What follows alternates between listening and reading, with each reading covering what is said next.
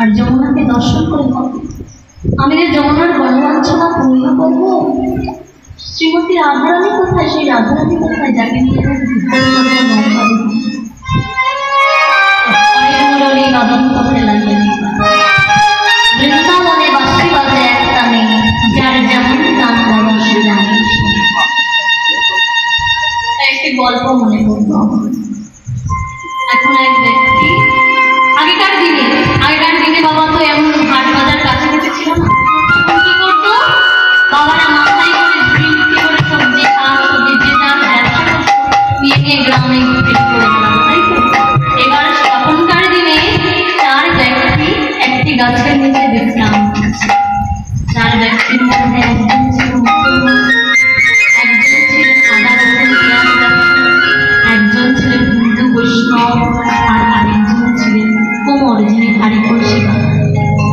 এবার ওই গাছের ডালেই বসেছিল পাখি দুটো নিজেদের ভাষায় কথা বলছে, কিচির মিচির কিচির মিচির। এবার যিনি মুসলমান ব্যক্তি সে বলছে কথা বলছে, ওই পাখি দুটো কি বলছে? সে কি বলছে? যে পাখি দুটো বলছে আল্লাহ রসুল খুদা। এবার যিনি পেঁয়াজ রসুন ব্যবসায়ী বলছে না না না, ওই পাখি দুটো বলছে পেঁয়াজ রসুন আদা। তাই এবার আবার যে কোমর কলসি বানায় সে বলছে না। আরে সমস্যা কি? হাড়ি কলসি না আদা বলছে।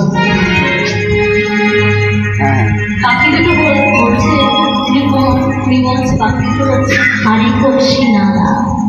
এবার যিনি হিন্দু বৈষ্ণব ছিল তিনি বলছে না না, এসব কিছুই বলছে না, পাখি দুটো বলছে হরে কৃষ্ণ।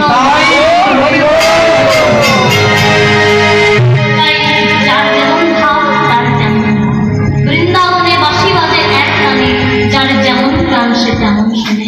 কেমন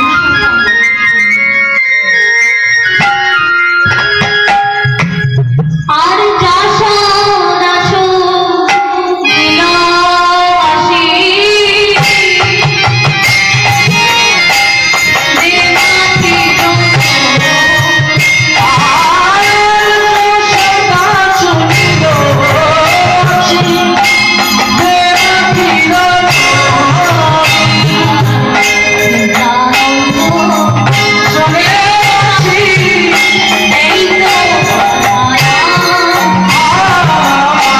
বিনা